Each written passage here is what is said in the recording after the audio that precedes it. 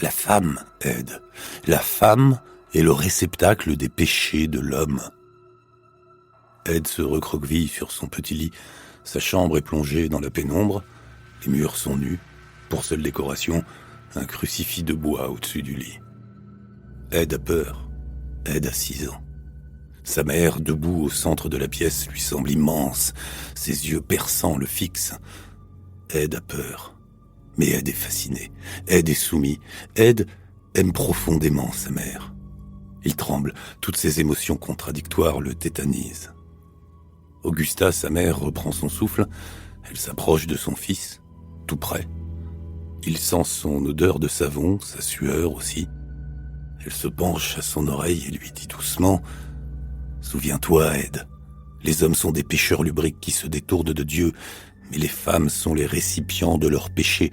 Les femmes sont immorales et perfides. Détourne-toi des femmes, elles te conduiront en enfer. » Podcast Story. On entend la porte s'ouvrir en bas et des pas lourds cognent le sol. Augusta fait un petit signe discret à son fils. Il peut descendre. Ed se précipite. Il dévale l'escalier. Son père, George, titube dans l'entrée. Il pue le whisky bon marché. Il est ivre. Ed le regarde à peine. Il bondit dans les bras d'Henri qui arrive juste derrière. Henri, son grand frère, 7 ans de plus que lui, son frère adoré. La voix d'Augusta résonne. Elle descend doucement l'escalier. Elle sermonne. Elle pointe le doigt sur son mari qui la regarde, impassible, les yeux troubles, la peau luisante. « Tu es un pécheur, George Jane. Regardez les enfants, regardez l'épave qui vous sert de père, regardez l'homme qui se détourne de Dieu. Il se complaît dans la luxure, il se complaît dans l'alcool. » Augusta est arrivée en bas des marches. Encore quelques pas et elle parvient juste devant George. Elle se tient droite, elle le défie. Les garçons en profitent pour filer dans l'escalier. Ils connaissent la suite. George ne répond pas. Il frappe. Une gifle puissante qui envoie Augusta à terre. Elle ne se relève pas. Elle reste à genoux. Elle joint les mains. Elle prie. Ed et Henri courent dans leur chambre. Ils ferment la porte derrière eux. Ils se mettent à genoux. Ils prient. C'est Augusta qui fait vivre la famille grâce à l'épicerie qu'elle possède à La Crosse. La Crosse, c'est une ville moyenne des États-Unis, dans le nord, dans le Wisconsin, pas loin des Grands Lacs du Canada. C'est l'Amérique rurale, des forêts, des champs, des petites villes et des fermes avec des hangars en bois peints en rouge. Une apparente tranquillité dans un décor immense. Un décor pour une histoire de Stephen King. Et dans les années 20-30, le monde change. Et il change trop pour Augusta. Sa famille est en danger. Elle le sent bien que la modernité arrive. Les voitures, les routes, les villes qui grossissent. C'est un monde de bruit, de fureur, d'argent et de corruption. Un monde où le mal est partout. Un monde qui tourne le dos à Dieu. Il faut s'isoler. Augusta a de l'argent et c'est elle qui décide dans la famille. Et là, elle décide de partir. Loin des hommes, loin des tentations. Elle achète une ferme avec un terrain de 80 hectares, des bois et des champs. Elle enlève ses enfants de l'école pour qu'ils travaillent à la ferme. Elle ne leur enseigne que la Bible et la peur de Dieu. Ed et Henri, jusqu'à l'âge adulte, ne pourront se lier avec personne d'étranger à la famille. Ils n'ont que l'un et l'autre, et la seule femme qu'ils connaissent, c'est leur mère, c'est Augusta. Ed est admiratif, passionné, il est amoureux. Isolement, relations malsaines, poids de Dieu et de la culpabilité. Ed est un garçon timide, renfermé, on dirait presque attardé. George, le père, finit par mourir d'une crise cardiaque. Ed a 34 ans. Il vit toujours là, à la ferme, aimanté à sa mère. Son frère Henri prend du champ, lui. Il travaille comme ouvrier, à droite à gauche. Et il s'inquiète pour Ed. Il voit bien que son petit frère n'a pas un comportement normal. Il est associable. Il ne maîtrise pas ses émotions. À 34 ans, il est comme un enfant qui ne peut vivre sans sa maman. Henri essaye de le raisonner. Cette intimité avec Augusta, ce n'est pas sain. Il doit vivre. Il doit rencontrer d'autres femmes. Ed se vexe. Augusta est une déesse. Henri ne peut pas en dire du mal. La discussion s'envenime. Les deux hommes sont dehors, devant la maison. Soudain, Henri s'interrompt. « Ça fume là-bas, derrière, dans le champ, un incendie, un départ de feu !» Ils courent tous les deux. Le feu de broussailles peut menacer la ferme. Henri et Fred s'équipent de pelles, de couvertures. Ils se séparent pour combattre le feu, chacun d'un côté. La nuit tombe. Ils parviennent à étouffer les flammes. Ed cherche Henri, ne le trouve pas. Henri a disparu. La police le retrouvera un peu plus loin, mort, pas de brûlure. Les enquêteurs remarquent des contusions à la tête. Personne n'imagine que Ed ait pu tuer son frère. C'est un garçon un peu spécial, certes, mais il est doux, il est timide, il n'est pas sûr de lui. On conclut à une intoxication par les fumées de l'incendie. Ed reste avec sa mère. Ce couple vivra quasiment reclus pendant toute l'année suivante. Et en décembre 1945, Augusta décède. Ed est seul. Ed fait des petits boulots. Il rend des services dans les fermes alentours. Il touche aussi une allocation de l'État pour laisser des terres en jachère.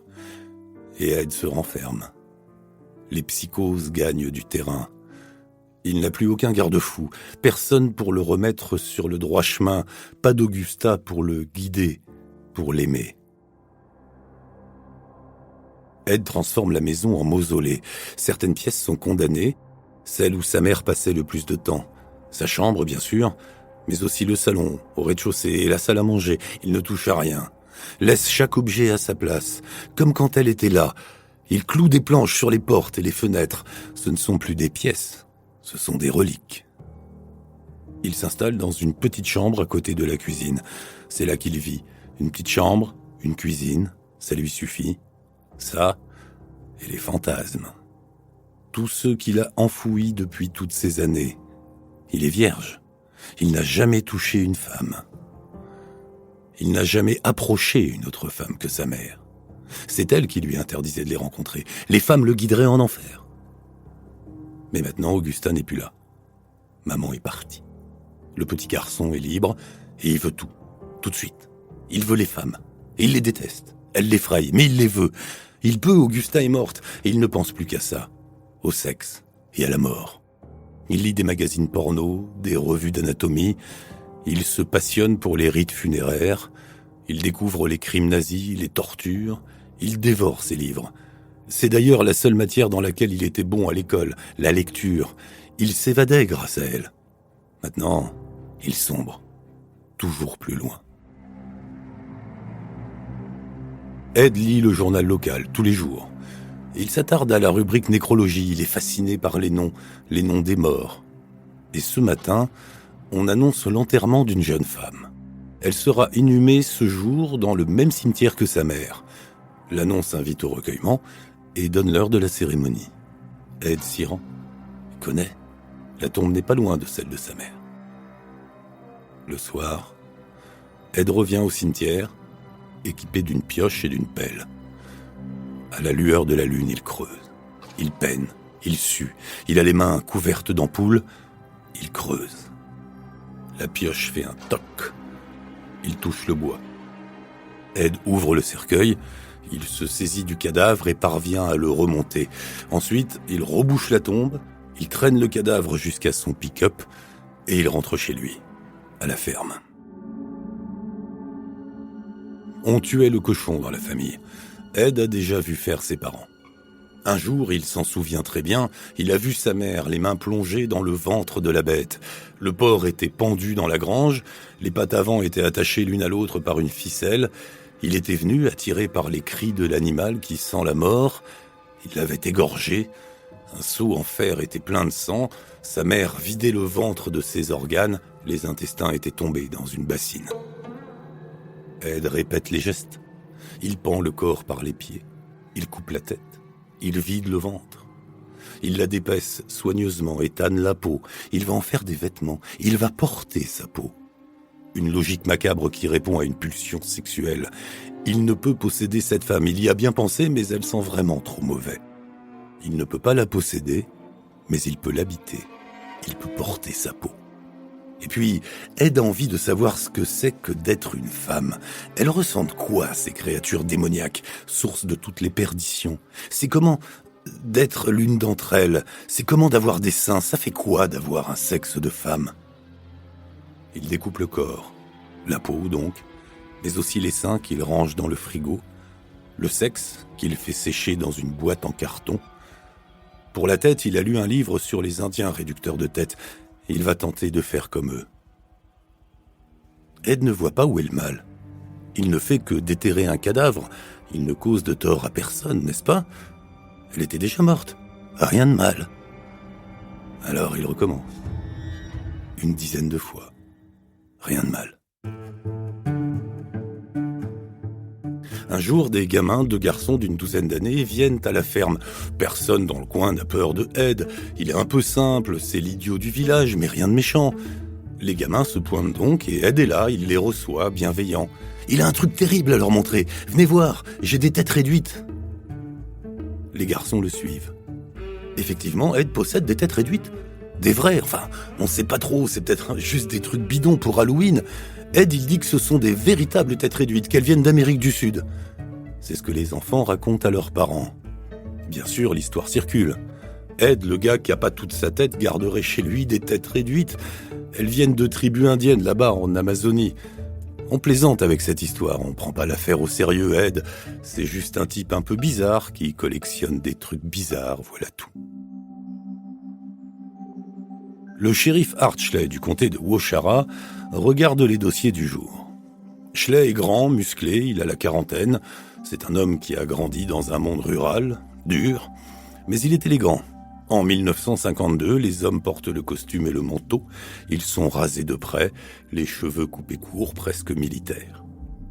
Le shérif s'attarde sur le dossier d'une disparition, une double disparition. 2 chasseurs de cerfs.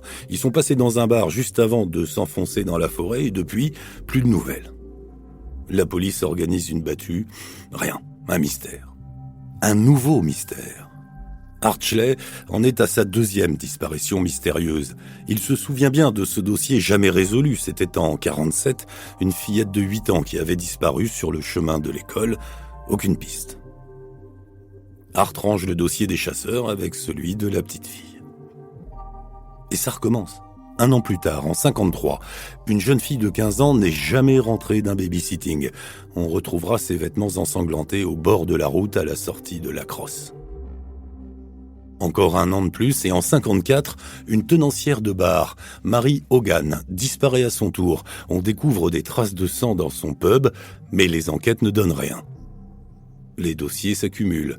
Des disparus, des indices sanglants, mais rien, pas le moindre début d'explication. On ne sait même pas si ces disparitions sont liées ou pas. Et on ne pense pas à Ed. Pourquoi penserait-on à Ed d'ailleurs? On aurait pu.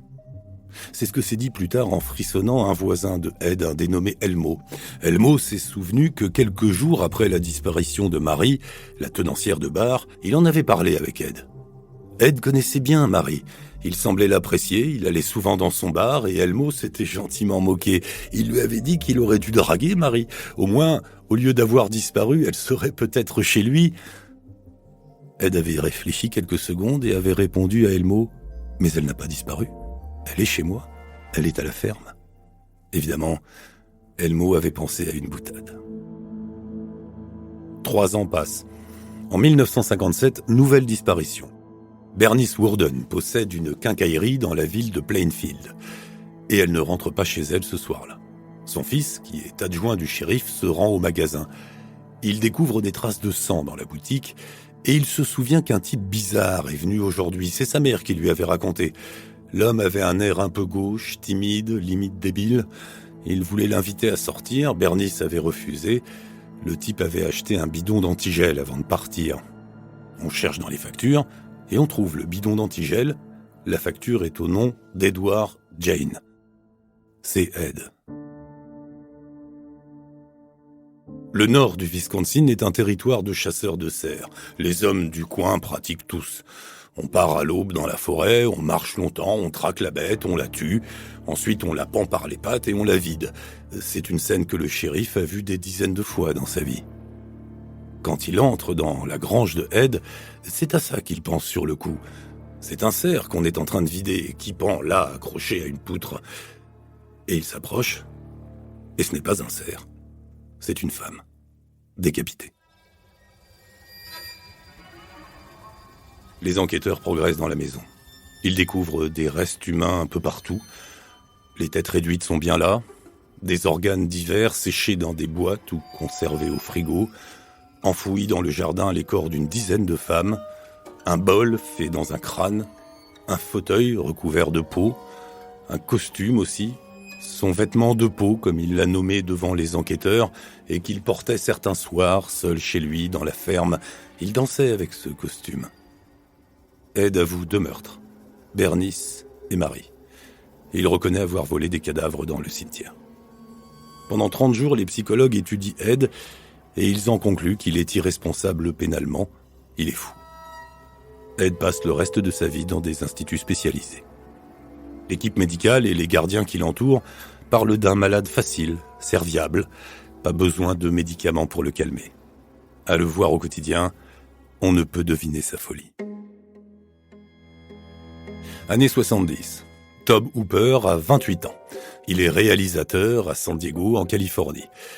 Tobe suit les faits divers qui font régulièrement la une de la presse américaine. Il décèle dans ce déchaînement de violence, on est en pleine apparition des fameux tueurs en série, une forme d'identité américaine.